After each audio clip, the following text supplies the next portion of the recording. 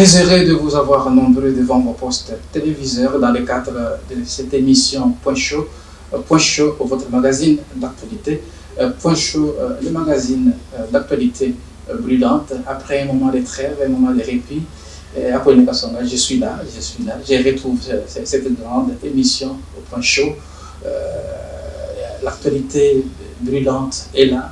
Les élections de 2023, on en parle. Comment l'AVC, le maître Vidéo Dumbo, s'organise pour ces élections de 2023. Le président Tshisekedi, candidat à sa propre succession, pour quel bilan? On parle bien évidemment de toutes ces questions avec mon invité, qui est déjà avec nous sur ce plateau. C'est Madame Reine Pembe Asselo, à qui j'ai dit bonjour et bienvenue dans Point Chaud. Bonjour. Comment vous allez? Très bien. En hyper très bonne santé. Quel est votre secret? Oh, c'est l'esprit qui m'anime vu des échéances qui approchent. C'est la grâce de Dieu, déjà d'une. Et de deux, c'est la motivation que j'ai en moi d'atteindre les objectifs personnels et les objectifs de mon parti vu les prochaines échéances. Voilà, je rappelle que vous êtes secrétaire national de l'AVC, entendu Autre Vision du Congo, c'est ça? C'est exactement ça. Je suis secrétaire national du parti Autre Vision du Congo, cher à son excellence, maître Didier Boudimbo Ntouwanga. Voilà, entrons dans le vif du sujet, parce que nous parlons élection de 2023 qui se profile à l'horizon. Il y a déjà, la campagne va commencer dans une semaine. Le président Tshisekedi est candidat à sa propre succession. Pour quel bilan? Pourquoi le président Tshisekedi cherche à remplir?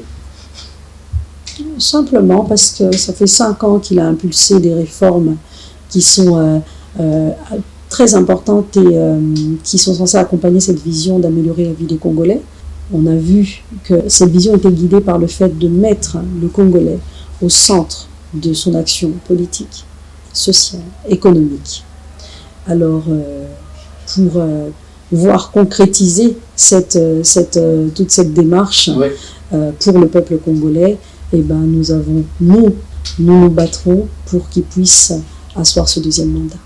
Mais d'aucuns pensent que son bilan est largement négatif parce que les Congolais souffrent. On ne sait plus manger 7 fois par jour. Et on ne sait plus renouveler les débuts du mois. Les salaires ne viennent plus. Donc, d'aucuns pensent que le bilan du président Tshisekedi est négatif. Écoutez, moi je ne suis pas d'accord. Je ne suis pas d'accord pour la simple et bonne raison, c'est que le bilan du président de la République le distingue de son prédécesseur. Il est le seul à avoir mis au cœur de toutes ces décisions le peuple congolais, avec le slogan cliché qui est le peuple d'abord. C'est très vrai.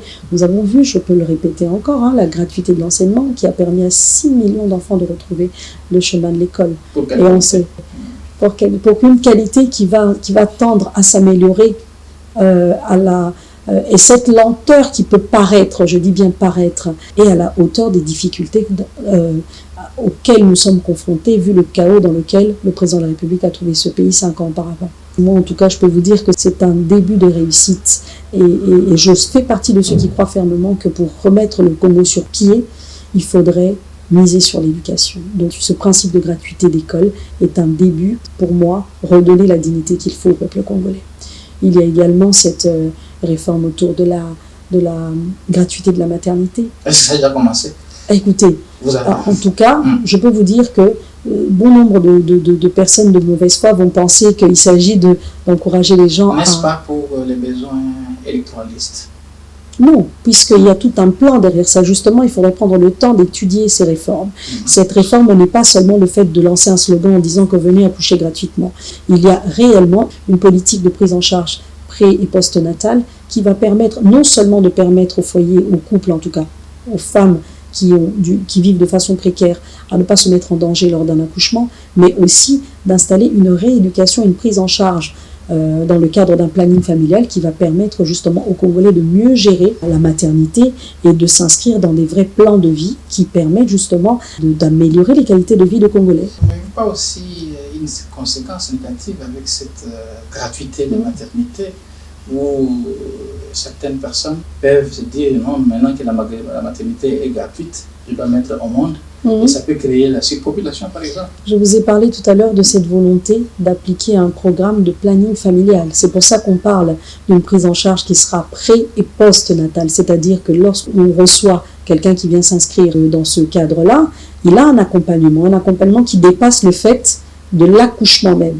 C'est le fait de reprendre peut-être un programme ou de rééducation qui va lui permettre d'avoir un projet de vie, qui va faire qu'on va comprendre, ok, aujourd'hui je suis enceinte, j'ai la facilité de tomber enceinte, mais j'ai aussi la facilité... Est-ce que tu confirmes que cette gratuité de maternité, maintenant c'est solennel et c'est effectif? C'est effectif. Maintenant, comme je vous dis, on est un pays de plus de 100 millions d'habitants. On fait face à un chaos qui a été remarquable lorsque le président de la République est arrivé au pouvoir 5 ans avant. Donc il faut laisser le temps pour que les institutions, les administrations et ceux qui sont justement habilités à gérer ces réformes-là, leur laisser le temps de pouvoir mettre en place ces réformes. Est-ce qu'on pourra subventionner facilement tous ces hôpitaux, parce que les autres sont des hôpitaux privés? Est-ce que l'État a les moyens qu'il faut pour subventionner également ces hôpitaux? Bon, c'est le choix, ça c'est comme ça se passe un peu pareil dans les autres cieux. Lorsqu'on peut se permettre d'aller dans un établissement privé, ça veut dire qu'on peut prétendre à des exigences. Et là, c'est peut-être plus de la responsabilité de l'État. Mais l'État aujourd'hui, grâce au président Félix, prend cette responsabilité-là d'accompagner les familles, les femmes notamment, dans ce projet de vie qui est commun à toute femme de vouloir être maman un jour. Mais peut-être plus l'être dans le désordre ou dans le réflexe quasi animal d'enfanter. Tu es toujours dans le du président Tshisekedi. Bien sûr, toujours. Allez-y. Toujours, hein, je reviens dans le oui, toujours, ça fait partie, mais c'est un point qui est important et qui mérite d'être applaudi. Et puis, à côté de ça, nous avons aussi cette volonté de s'imposer au niveau, avec une diplomatie agissante, qui est clairement une diplomatie qui a montré ses limites parce que la guerre persiste. Nous sommes en train de parler du bilan du président Tshisekedi. Il avait promis qu'il mettrait fin à la guerre de l'Est. Cette guerre n'est pas terminée. Que faire? En tout cas, que faire, c'est de soutenir et de comprendre la vision du chef de l'État qui est aujourd'hui clairement l'éradication totale de l'insécurité qui règne à l'Est de notre pays. Parce qu'il faut comprendre que la stratégie aujourd'hui du chef de l'État, c'est d'éradiquer totalement l'insécurité qui règne à l'Est du pays. Il n'est plus question de trouver des solutions éphémères, des dialogues, des discussions. Il faut aujourd'hui soutenir et accompagner la vision du chef de l'État qui est de renforcer les FARDC.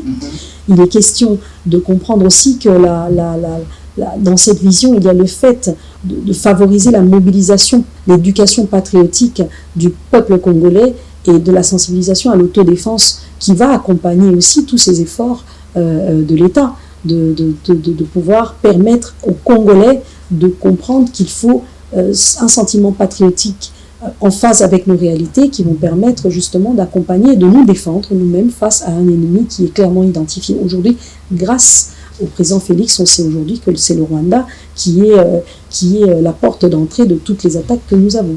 Donc à partir de là, il faudrait aussi comprendre que c'est un effort et c'est une diplomatie osée et réellement agissante et c'est une position qu'il faut applaudir de nos présidents de la République, de s'imposer au niveau de la scène internationale afin que toutes ces puissances occidentales nous accompagnent réellement à stopper ce chaos qui se passe à l'est du pays. Et pourquoi cette fameuse communauté internationale reste à fond face au massacre de nos populations congolaises à l'est du pays? Et pourquoi les sanctions tardent à venir pour sanctionner Kagame et son régime?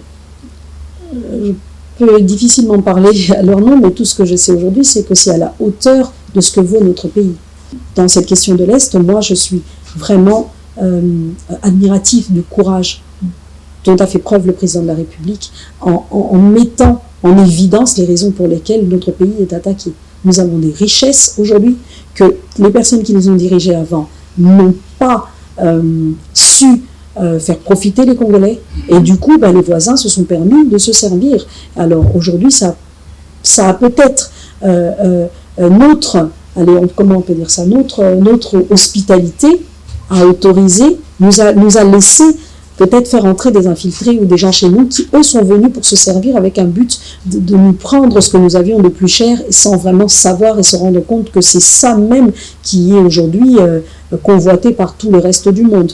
Alors, grâce au président Félix et à sa politique où il est en train de s'imposer diplomatiquement justement sur cette scène pour dire que, en tout cas, avec ou sans le soutien de la communauté internationale, nous allons retrouver cette dignité, nous allons profiter sans mettre nos populations en danger de nos ressources naturelles et nous avons le droit grâce à... les sanctions contre le Rwanda, ces sanctions tardent à venir. En tout cas, moi je trouve déjà que la manière dont le président de la République prend position au niveau international, pour moi c'est une forme de sanction.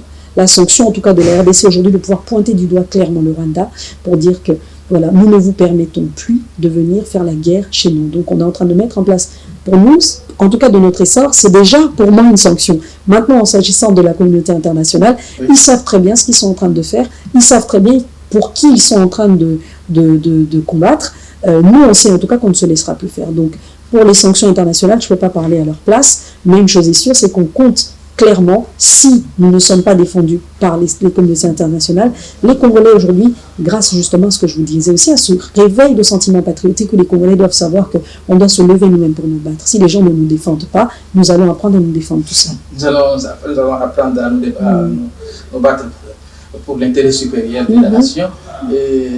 Non, parce qu'elles sont en train de parler toujours du bilan du président Tshisekedi. Si le plan social, quelles sont les avancées que vous, Madame Marianne Pembe, vous notez?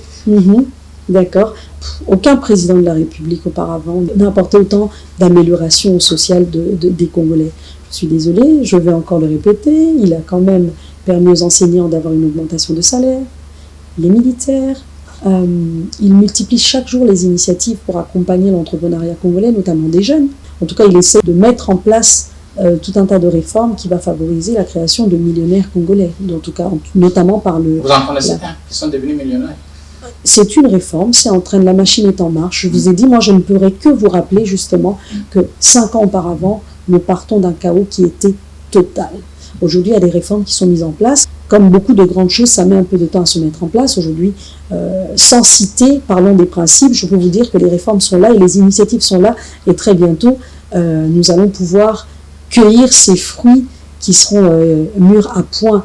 Et pour cela, j'ai envie de dire, c'est peut-être une ce sont des raisons très valables pour le revoir revenir pour un deuxième mandat, n'est-ce pas, chers Congolais?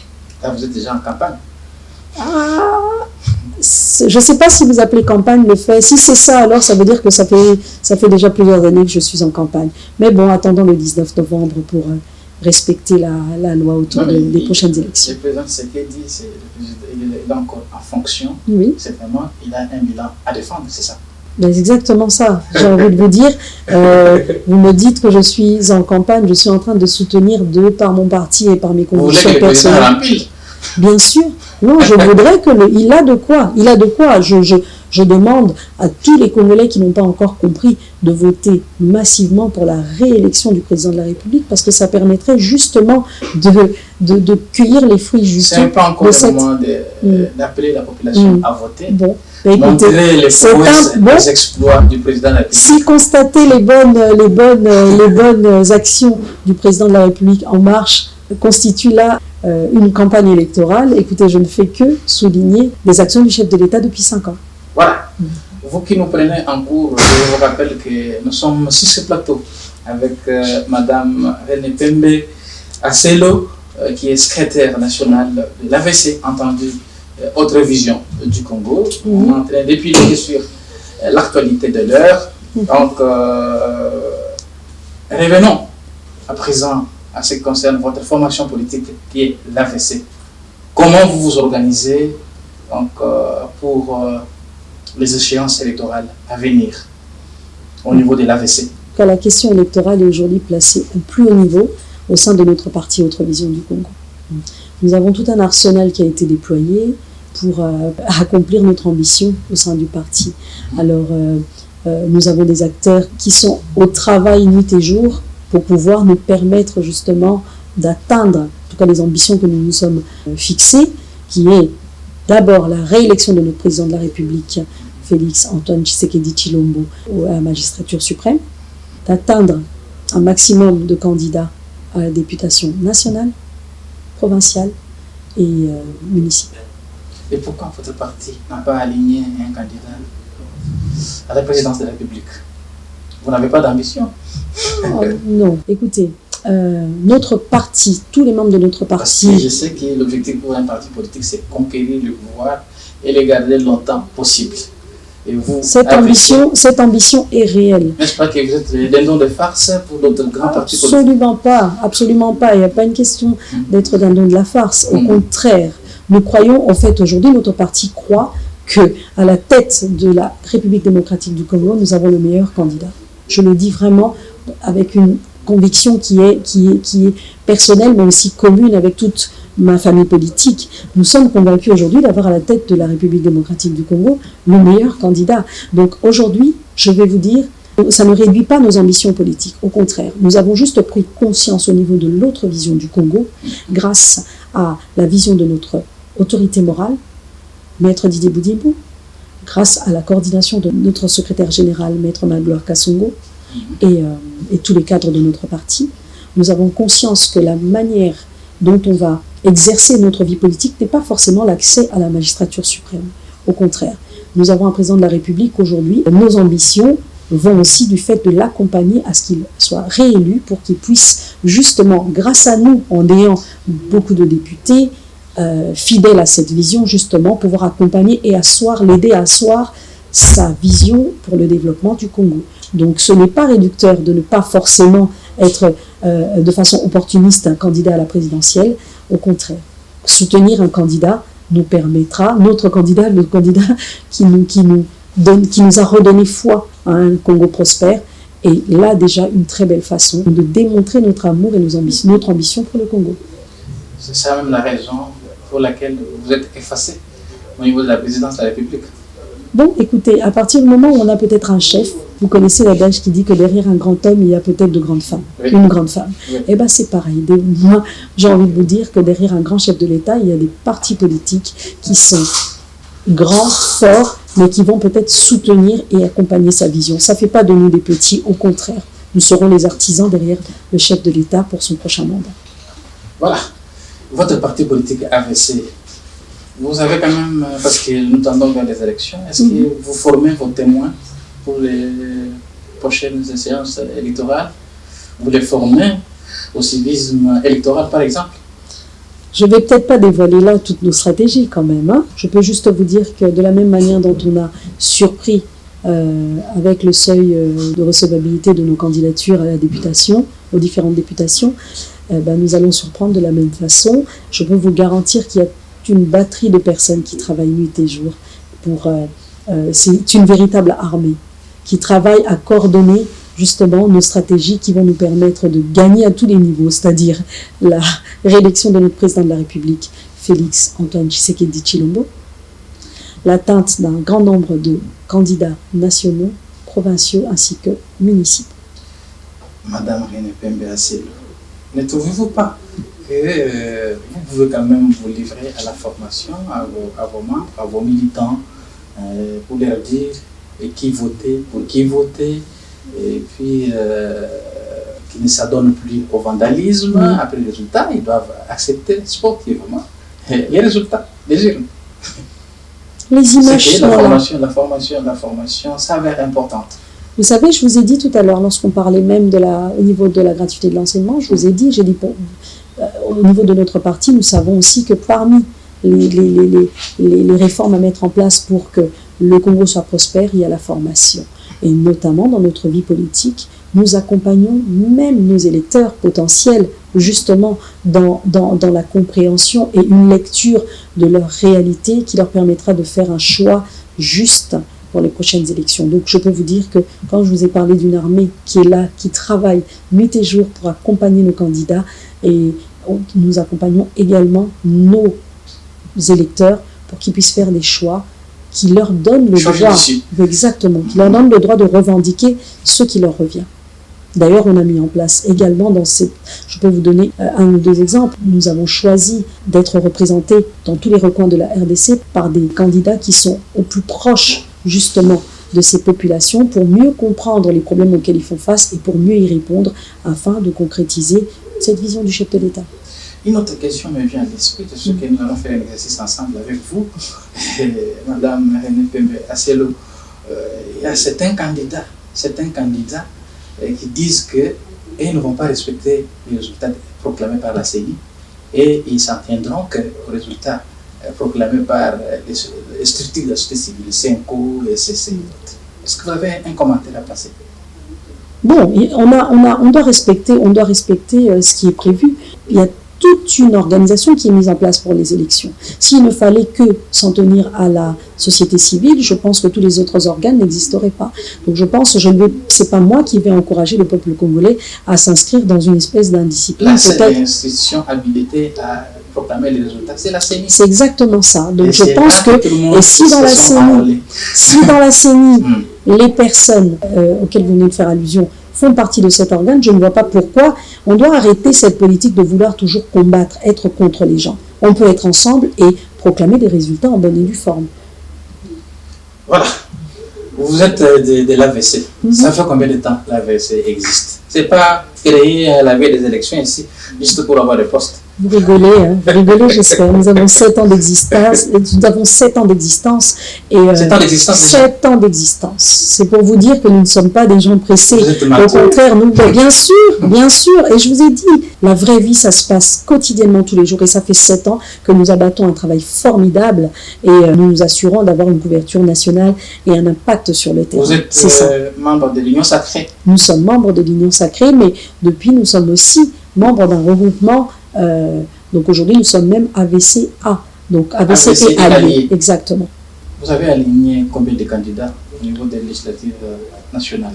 Nous sommes à 393 candidats nationaux, un peu plus autour de 400 les validés. On est à peu près, on atteint peut-être 450 au niveau provincial. Vous êtes sûr que tous ces 400 vont passer? Bon, déjà, je peux vous dire que non, puisque les sièges sont moindres, forcément. Mais nous avons la prétention, en tout cas. Beaucoup d'ambition. Mais bien sûr. Je vous ai dit qu'autre vision du Congo compte surprendre et compte vraiment s'installer, accompagner solidement la vision du chef de l'État. Et ça passe notamment par le fait d'occuper cette sphère législative qui accompagne un pouvoir en place. Madame René Pembe Asselo, nous tendons lentement et sûrement à la fin de cet entretien qui a été riche. Une autre question me vient à l'esprit. Quelles sont les perspectives d'avenir pour l'AVC? Écoutez, nous avons des hauts cadres dans notre parti qui portent justement ces ambitions, et puis nous avons aussi des adhésions qui pleuvent tous les jours au niveau de notre siège. C'est pour vous dire la hauteur de nos ambitions qui sont aujourd'hui de s'inscrire. Il faudrait vous habituer à l'idée que l'avenir du Congo, c'est avec une autre vision du Congo. Donc vous voulez aussi avoir plus d'élus, par exemple? Je vous ai dit, parmi nos ambitions prochaines, nos objectifs fixés, c'est pour ça que nous avons aligné autant de candidats, parce que nous voulons avoir un maximum d'élus afin d'accompagner la vision du chef de l'État. Voilà. Je pose la dernière question, Madame René Pembe Asselo. Aujourd'hui, l'opposition peine à trouver la candidature commune pour battre le président Félix Antoine Tshisekedi Tshilombo. Est-ce que vous avez un mot à placer? Un mot.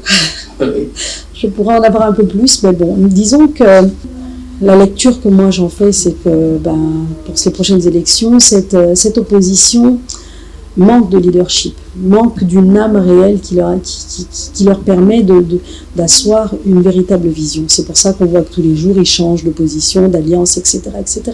Je reviendrai sur votre plateau si vous voulez. Nous allons, après les élections, on va décortiquer le cas de chacun des candidats. Pour l'instant, au moment opportun, nous allons revenir dessus. Mais je peux vous dire que j'ai la conviction... Ils ont quand même 1000 chances. Un candidat commun. Moi, j'ai la conviction que de par leur divergence au niveau de leur communication, mais aussi de leur combat politique, ça m'étonnerait qu'ils trouvent un candidat commun capable de faire face la même idéologie? Justement, non. Ils ont des combats tellement différents, tellement de communication et un combat tellement politique, tellement opposer que c'est pas comme ça qu'on fait front face à un candidat de choix et mérité qui est notre actuel président de la République, le chef de l'État, Félix Antoine Tshisekedi Tshilombo. D'autres réclament même, Madame René Pembe-Acelo, un dialogue avant la tenue de ces élections. Ne trouvez pas quand même que c'est une chance pour la République démocratique du Congo d'aborder les élections en toute sérénité?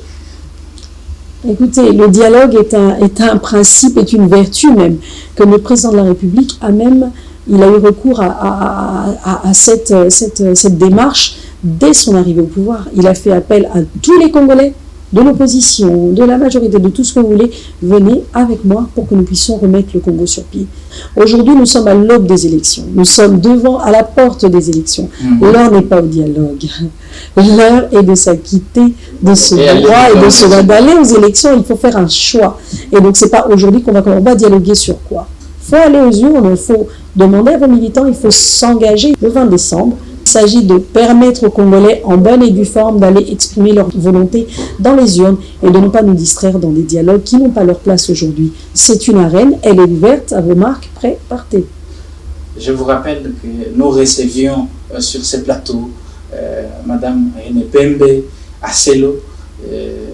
Elle est secrétaire nationale de l'AVC, entendu Autre Vision du Congo. Madame, les portes de Show TV sont grandement ouvertes. À chaque moment qu'il y a l'actualité, vous pouvez toujours passer pour commenter cette actualité. En tout cas, moi, je vous remercie beaucoup pour votre invitation. J'en profite pour la même occasion de saluer mes autorités, en commençant par le chef de l'État, par l'autorité morale du parti politique Autre Vision du Congo, notre secrétaire général et toutes les personnes qui conduisent cette vision. Je remercie également cette chaîne de télé, notamment au pasteur Walesa et tout le peuple congolais qui a pris le temps de nous suivre.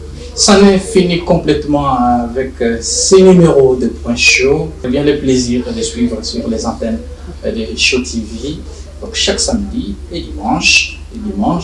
Donc, quant à moi, je vous dis au revoir et bonne suite des programmes sur la chaîne qui rime avec les réveils. Au revoir.